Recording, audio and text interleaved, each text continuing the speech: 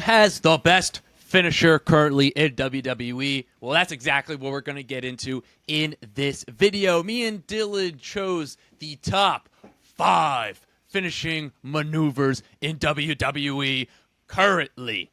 Without further ado, let's jump right into it. And I will say, I stand by my list fully.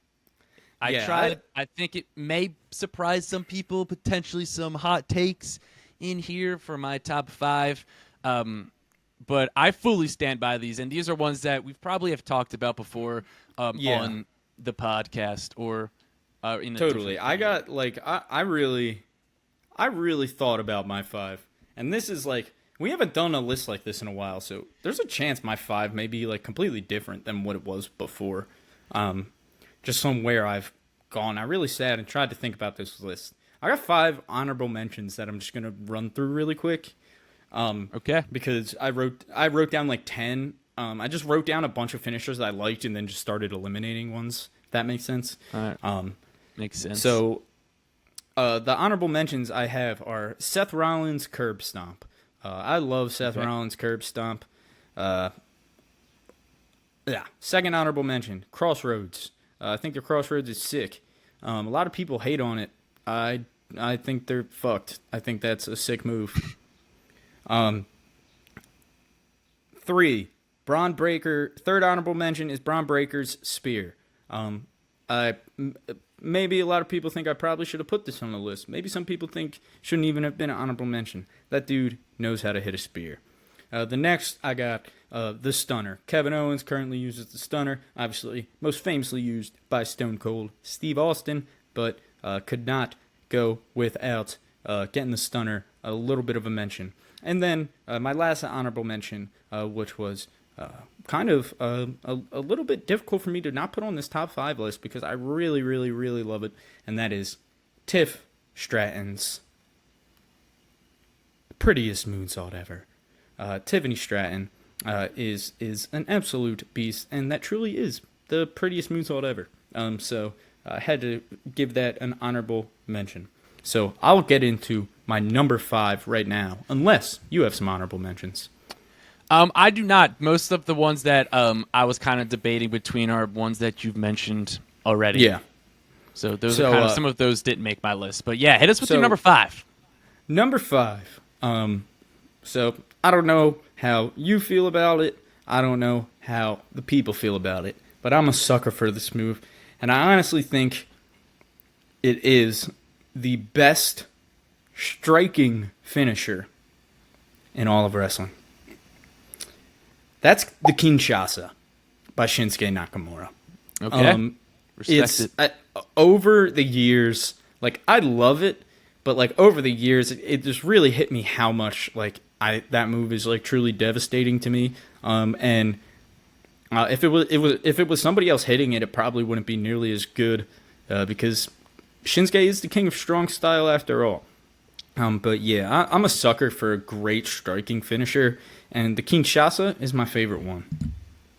Yeah, I mean it's a great move, and gotta love a good striking finisher that you can kind of hit out of nowhere. If you know someone's kind of kneeling down, sitting, trying to get up in the wrong way, you don't look out, you don't keep your head on a swivel. Next thing you know, you're looking up at the bright lights with your back on the mat.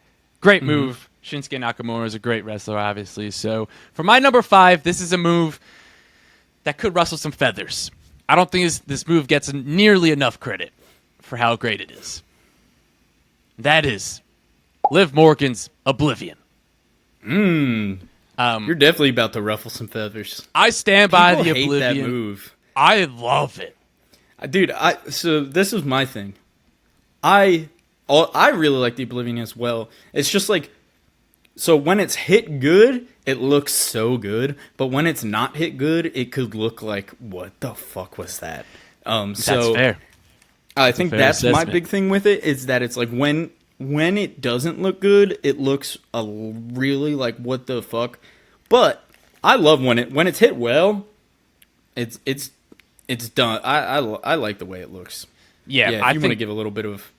I think it looks devastating. I think she does it well a lot. You can kind of hit it out of nowhere if you're near the ropes, and it's just one that you hit and you know the match is done. You know what I mean? Yeah. So why don't you give us your number 4? Yeah, my number 4 is this might ruffle some feathers that it's not further up on the list. Okay. But I'm going with Randy Orton's RKO. Okay. This is number 4 for me. At a point in time, it was number 1. At a point in time, it may be number 1 again. But there's just a lot of other moves I currently like a lot. But the RKO is honestly, as long as Randy Orton's wrestling, for me, I don't know if I'll ever be able to take that out of the top 5. It's so iconic, and like you said, like there isn't another move to me that you can hit like as suddenly and as out of nowhere as they say as the RKO. I don't think there's one that you can hit quicker than that. So RKO. As long as Orton's wrestling, that's going to be in my top 5, and right now it's top 4. Yeah, I mean, you talk about an iconic and legendary move. You talk about the RKO. And I'll just give a little spoiler right now. I opted to not put that in my top 5 because it's obviously in the top 5. It's like legendary status. So I was trying to pick some that I feel like I can make an argument for as well. So no, I get before that anybody totally. freaks out and is like, the RKO's not in your top 5, it's like one of the top 5 finishers ever. So that's where it's like, I think it's in like a different, I put it in a different category for like no, my totally. rankings And I understand. Part of me was actually thinking that was like, I don't even need to put the RKO. But it's just, I love it so much. So what's your number 4? My number 4 is fitting given my number 5. And that's going to be Rhea Ripley's Riptide. Yeah, I you love talk Riptide. about a powerful, devastating move that she hits on anybody and everybody. And when she hits that thing, you know, it's done. She hits it great every time. It's a perfect slam move, especially for Rhea Ripley. And I just think it's super sick. And I think it's a cool, because like if you look at a bunch of different slams, it's tough to get a different looking slam, if that makes sense, because like but like hers is like you get her, you wrap her arm here, you flip her up, roll her up, and then you slam her down. So I think this one looks super sick, and I think it's this one you got to give a bit of a nod to a move that you need a little bit of setting up to do. And it's that's actually funny you say it because Riptide's my number 3. Nice. Yeah, so I love Riptide. I was thinking about putting it number 2 actually, but over the years, a certain move has just become so like I've just come to love it so much that I was like, I think it's about time I put this in the top 2. But Riptide very well down the line. I could see that being one of my favorite finishers, potentially like one of my top favorite finishers down the line because, dude, it's so sick. Like the setup is sick, the way she hits it is sick, directly into the pin. Yeah. Like there's something about a move where you're just directly pinning the opponent when you hit it. That just makes it really, really cool. So that's one of the things I love about it. And let's be honest, it's Rhea Bloody Ripley, and she makes it look so good. Yeah, no one could do that move like she can do it. No. All right, so for my number 3, I need to put some respect on this move. This is another one that could rustle some feathers. But I stand by this, and I stand by this move, and that is none other than the Samoan Spike, Solo Sikoa. I love the Samoan Spike. There's just something about taking your thumb and jamming it into somebody's throat. That was that was on my original list. It got eliminated, but I do love the Samoan Spike. Yeah, I don't think it gets enough respect currently. No one talks about how great of a finishing move that is. And then it would probably hurt really bad. Exactly. If someone did that to you. Yeah. And let's give Solo some credit. He does hit it very well. Yeah. So I'll give him that. And number 2, this is the move. that I said. I was debating giving the number 2 spot to Riptide, but this is the move. Over the years, I ended up moving it up to 2 because I realized I think every single time I make a top 5 list, this is on that list. And I was like, and it's honestly just one of my favorite moves. It's so devastating. It's so simple. And that is also from the Judgment Day, Finn Balor and his Coup de Grace. It's so simple. He jumps off the top rope and stomps on your chest. But it just is nuts. Like, I don't, like, the first time I saw him do that, I was like, what? I was like, holy, like, I thought he killed the guy. Like, yeah. It's so cool. And it's like we said, it's so simple. And it's probably really hard to do and not severely injure somebody. You're knocking the wind out of him every time. Yeah, yeah, and talk about a move you can hit on anybody. Yep. You can just jump off the top rope and stomp on anybody's chest. Yeah. So I love the Coup de Grace.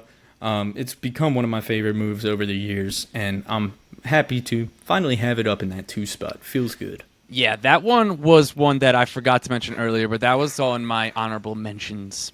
But that easily, depending on how I'm feeling, I could easily move that up into my top 5 any day of the week. But yeah, great move, great concept of just jumping off the top rope and stomping the absolute shit out of somebody's chest. Literally. Like, it's just moves that you're just like, the concept of this is insane. Like, yeah. I love those. You're like, why has nobody thought of this before? Yeah. Why hasn't somebody done that? It's so simple, so devastating. Yeah. It's when he hits and you just go, oh. Dude, like, I think it's cringe. I feel like it's like, I'm sure, and like, obviously people have hit it. Like, I'm sure there'll be comments where people are like, actually, this person did hit that move back in, this person was doing it on the indie circuit.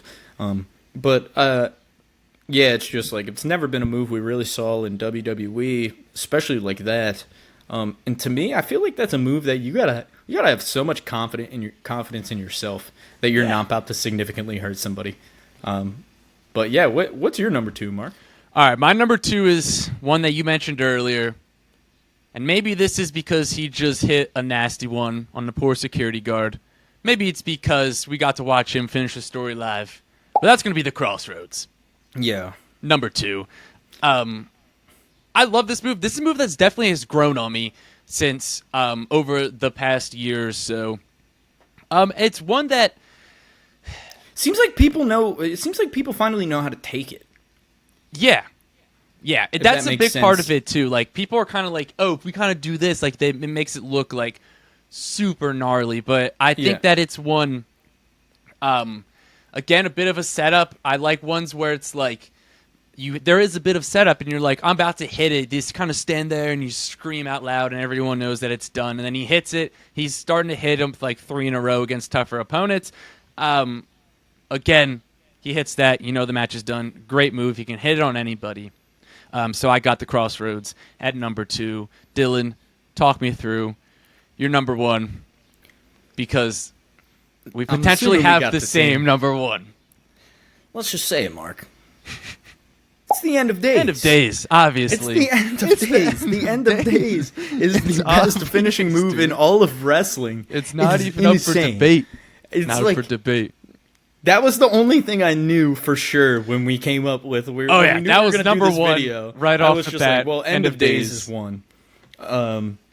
And it's I don't know. It's almost become like a bit at this point, like, of how much we talk about the end of days, because we've been doing it for years. We've been doing it since like we didn't even like Corbin. We were like long hair Corbin.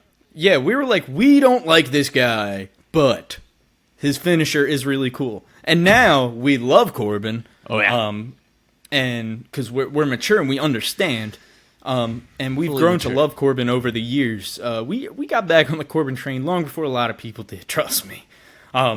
Trust me on that. But yeah, the end of days. Also, Deep Six is a signature move as well. Yeah. But the end of days, one of my favorite things about it is that there's so many different ways that you can set it up. Like, you can throw them off the ropes and they come back and you can get it. You can essentially run at somebody full speed and just like flip them over and do it. He can do the thing where he's like just face to face, and then he pulls someone in and does it. He can do the thing where he like kind of corkscrews their arm and like pulls them out and then pulls them back in, like for like action. like a ripcord lariat, but instead he pulls it into the end of days. Like there's so many different ways to set it up. It's so devastating. Like it that looks is a move sick every single time. That is a move when you're like, damn. Like if I wasn't even a wrestling fan, I would see that move and be like, damn, that guy's knocked the fuck out. Like he just got his face just smacked directly into the ground. Like it's one that when you first see it, you need to like see it again to be like, yeah, what the hell? Like, holy shit, what the hell was that?